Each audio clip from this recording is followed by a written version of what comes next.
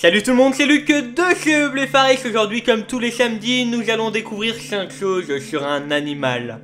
Aujourd'hui, je vous propose donc de découvrir 5 choses sur l'escargot. Ils vivent près de chez nous, dans les forêts, les jardins, les prés, et pourtant la plupart d'entre nous ne connaissent pas grand chose à son sujet. Alors c'est parti pour 5 choses à savoir sur l'escargot.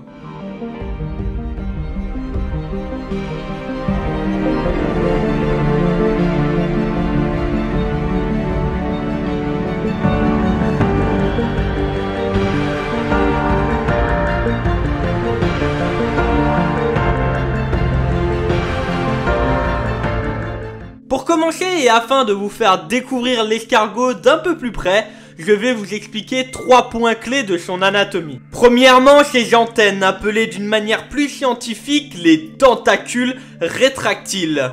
En fonction des espèces, l'escargot en possède une ou 2 paires. La paire supérieure abrite les yeux et une bulle olfactive. La paire inférieure est un organe olfactif et tactile. Deuxième chose importante, la coquille d'un escargot. Elle est toujours en forme hélicoïdale, c'est-à-dire en forme d'hélice. Généralement, la coquille va vers la droite, mais il existe certaines espèces avec la coquille vers la gauche. Troisièmement, le corps de l'escargot, c'est un grand muscle qui lui sert à se déplacer. Il sécrète du mucus afin de pouvoir avancer en glissant et tenir sur des surfaces verticales. Poursuivons maintenant avec la technique de déplacement de l'escargot. L'escargot se déplace grâce à son corps. C'est un muscle qui s'allonge et se rétracte alternativement. Il peut se déplacer uniquement en marche avant avec ce système. Parlons maintenant de sa rapidité, car on dit souvent que les escargots sont lents. Mais à quelle vitesse se déplace-t-il réellement? En moyenne, toute espèce confondue, un escargot parcourt 1 mm par seconde, soit 3,60 m en 1 heure. Maintenant que nous en savons un peu plus sur sa manière de se déplacer, parlons de sa manière de se reproduire. Presque tous les escargots sont hermaphrodites.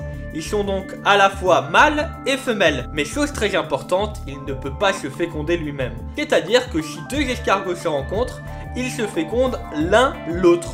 C'est ouf, vous ne trouvez pas? Autre chose à savoir sur la reproduction, c'est qu'une fois l'escargot fécondé, il creuse un trou et peut pondre jusqu'à 100 œufs par mois.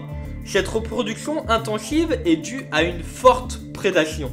Effectivement, il existe un grand nombre d'animaux qui se nourrissent en grande partie d'escargots. L'escargot est donc un élément important du réseau trophique, c'est-à-dire de la chaîne alimentaire. Beaucoup d'espèces survivent grâce aux escargots, comme par exemple le hérisson, certains oiseaux et certains mammifères. Une autre espèce qui vit grâce aux escargots, c'est l'homme. En effet, dans certains pays d'Afrique, l'escargot est une source de protéines importante. Leur consommation est tellement importante que des élevages ont été créés afin de limiter l'impact sur la faune sauvage. La France est également un pays consommateur d'escargots car c'est un élément de plat traditionnel de la gastronomie française. Pour finir, je vais vous parler du domaine de la cosmétique. De nombreux produits cosmétiques utilisent des dérivés de l'escargot tels que la bave dans leur composition. Pourquoi? Car la bave d'escargot est riche en protéines, d'acide hyaluronique et d'antioxydants qui auraient un effet bénéfique sur la peau. Je compte donc sur vous pour que le prochain escargot que vous trouvez finisse sur votre joue. Sur ce, j'espère que cette vidéo vous aura plu et que vous avez découvert de nouvelles choses sur les escargots grâce à cette vidéo. Comme d'habitude, n'oubliez pas le pouce en l'air, ça fait toujours plaisir, et abonnez-vous en cliquant sur le bouton du milieu. Je vous donne rendez-vous mardi 20 h pour une nouvelle vidéo et samedi prochain pour un nouveau 5 choses à savoir. C'était Luc de chez Bléfaris. Ciao tout le monde.